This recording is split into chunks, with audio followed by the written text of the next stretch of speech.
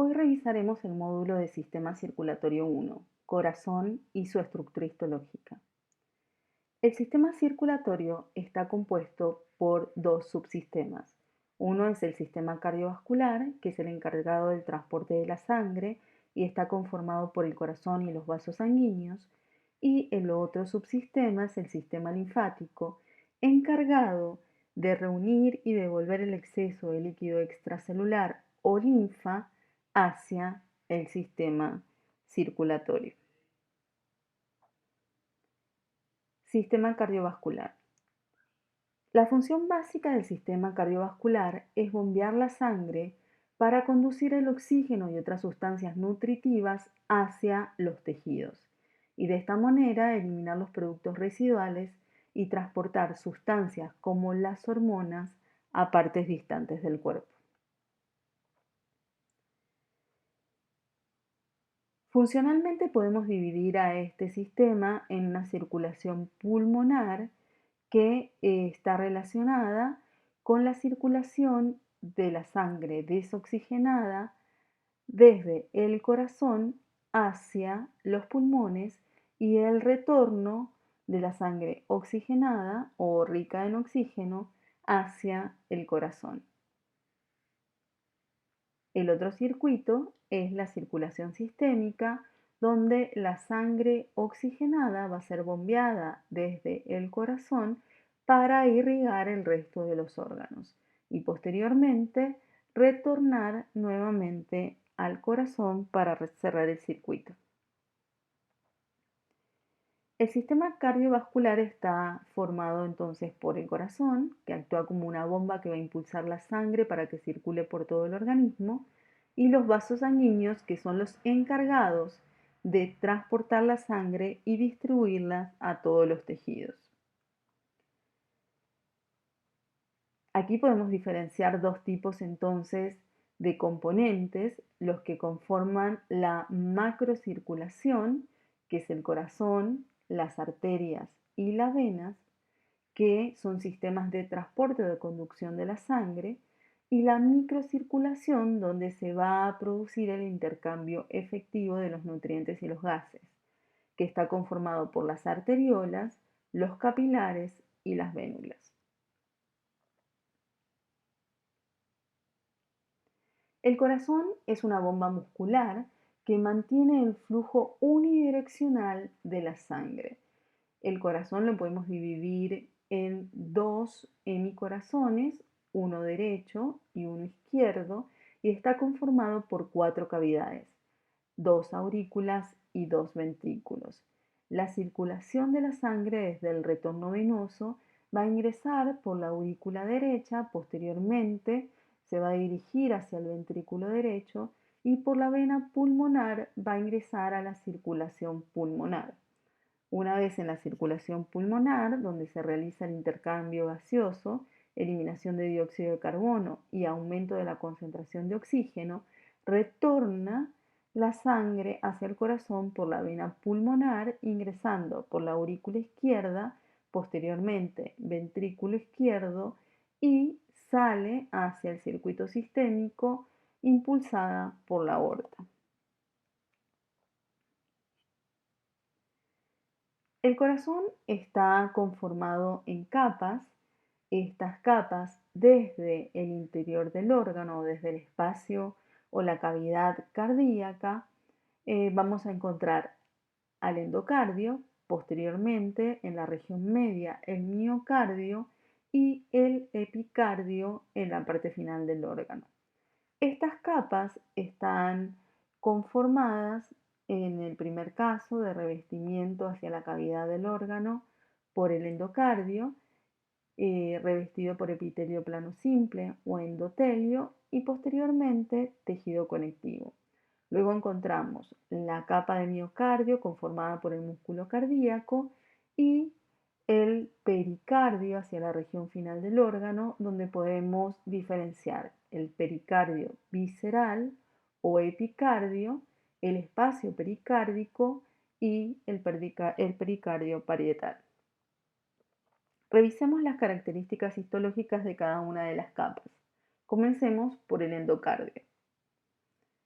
El endocardio se va a dividir en tres subcapas.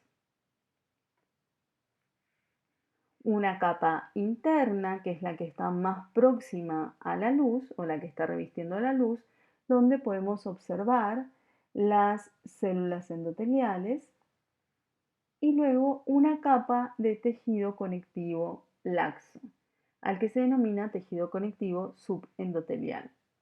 Luego tenemos una capa media, donde encontramos tejido conectivo denso y regular y algunas fibras musculares lisas.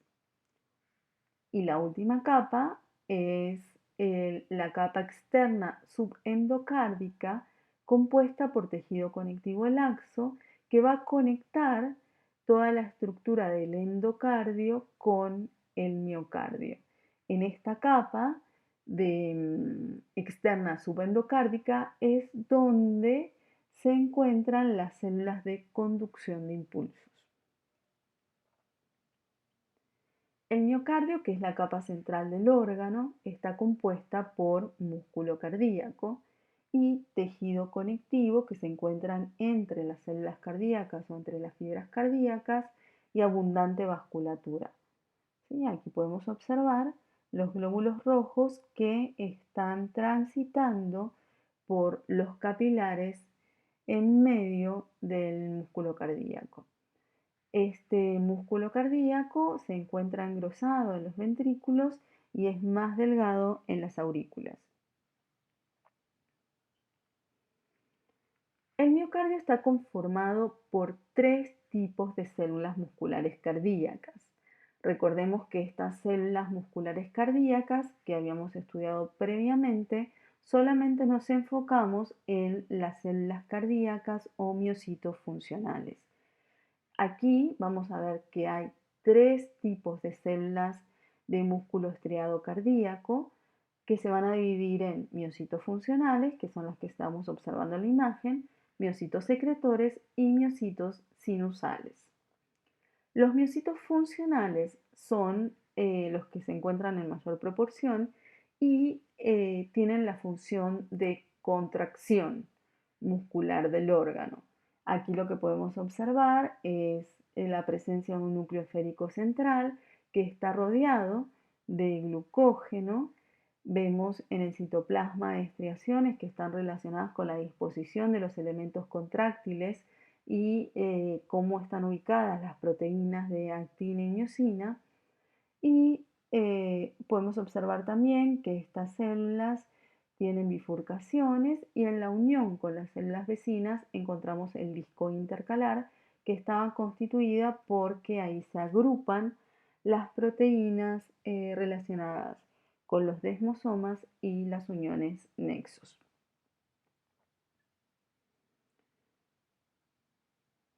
Los miocitos secretores están relacionados con la función endocrina del órgano y son células musculares cardíacas que tienen la función de secretar hormonas. Estas células van a secretar péptidos natriuréticos principalmente frente al estímulo de tensión de la pared cardíaca, es decir, frente a un aumento de la presión, va a haber un aumento en la tensión de la pared cardíaca que va a estimular la liberación de los péptidos natriuréticos. Tenemos tres péptidos que se pueden liberar en el corazón. Uno es el péptido natriurético auricular. En el ventrículo vamos a encontrar el BNP o péptido natriurético B y el péptido C, que es de origen endotelial. Los tres péptidos cumplen la misma función, que es la regulación a nivel renal de la excreción de agua y sodio, es decir, funciones diuréticas y natriuréticas, así como la vasodilatación periférica. El epicardio, que es la parte final que recubre el corazón, podemos observarlo aquí, cómo se conecta con el miocardio, es alta cantidad de tejido conectivo laxo, vemos la circulación del miocardio y, y gran cantidad de tejido graso. Este esta capa, la capa del epicardio o pericardio visceral, va a estar revestida por un epitelio plano simple que se denomina mesotelio. El pericardio parietal sería la capa que se encuentra enfrente. Es una capa fibrosa que va a envolver el corazón y lo podemos observar en esta imagen, ¿sí? La diferencia entre el epicardio y el pericardio parietal. Entonces aquí vemos alta cantidad de tejido conectivo graso, tejido conectivo laxo y aquí podemos observar tejido conectivo fibroso. Ambas espacios, o sea, el espacio pericárdico, va a estar revestido por epitelio plano simple que se denomina mesotelio. Observemos aquí en este esquema cómo está dispuesto entonces estas capas que revisamos de la estructura cardíaca, la luz del órgano, que la primera capa que encontramos es el endocardio. Luego vamos a tener la capa funcional del órgano, la capa contráctil, que es el miocardio, y envolviendo al órgano encontramos el pericardio visceral o epicardio, el espacio pericárdico y el pericardio parietal. ¿Cómo está conformada la estructura de la pared cardíaca? Ahí, como acabamos de revisar, vamos a encontrar el músculo estriado cardíaco, el esqueleto fibroso y el sistema de conducción de impulsos. El esqueleto fibroso, su función es darle sostén a todas las fibras musculares contráctiles para que no se desprendan en los movimientos de contracción y relajación, y es donde se van a sustentar o donde se van a anclar las válvulas cardíacas. Entonces aquí podemos observar que este esqueleto fibroso está compuesto por 4 anillos fibrosos alrededor de los orificios valvulares y 2 trígonos fibrosos que son los que conectan los anillos. Todo este esqueleto fibroso está compuesto por tejido conectivo denso y regular. Además de la función de fijación del músculo cardíaco y del punto de fijación para las válvulas, es importante resaltar que este tejido conectivo denso y regular va a cumplir una función de aislante eléctrico que le permite a los impulsos generarse y ser transmitidos dentro de cada una de las cámaras y contraerse de manera independiente. En este esquema podemos observar el interior del corazón y vemos cómo están dispuestas las válvulas, ¿sí? En el ventrículo derecho vamos a encontrar la válvula tricúspide, en el ventrículo izquierdo la válvula mitral, la válvula aórtica y la válvula pulmonar.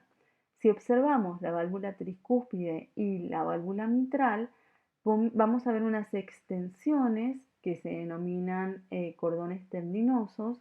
Estos cordones, también constituidos por tejido conectivo denso, se van a anclar a unas prolongaciones de endotelio y, de endocardio y miocardio, a los que se denominan músculos papilares.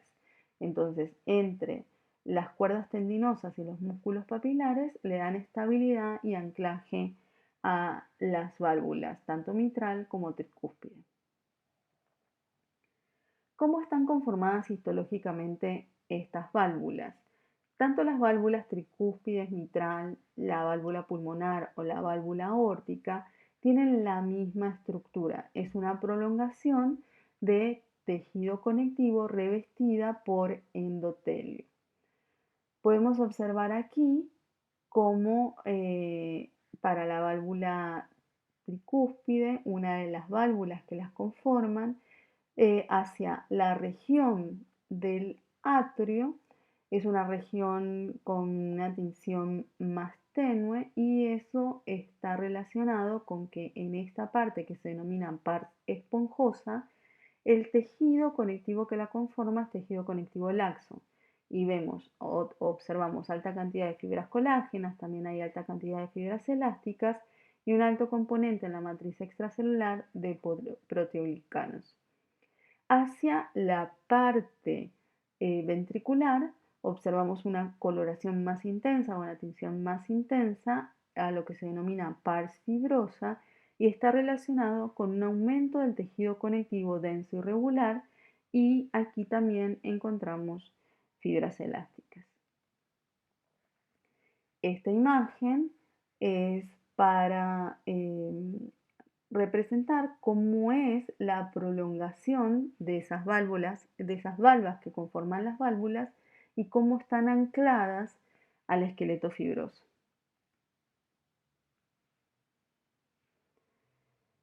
En cuanto al sistema de conducción, recordemos que los miocitos tienen capacidad miogénica, quiere decir que de por sí, cuando las células se forman, comienzan a latir de manera independiente.